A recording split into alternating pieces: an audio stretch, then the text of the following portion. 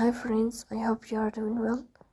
Today we'll talk about how to fix or how to solve promo features on Fitbit. We click on settings, then we click on apps, default apps, app settings. Here we go to this window of Fitbit. Then we click on first stop and we click OK. Here we will enter to storage. Then we click on clear cache. In the end, you will turn off your Wi-Fi and you will turn on your Wi-Fi again to fix that problem.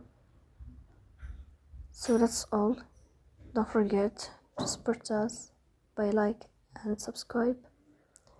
See you next time in another video, and think of your watch.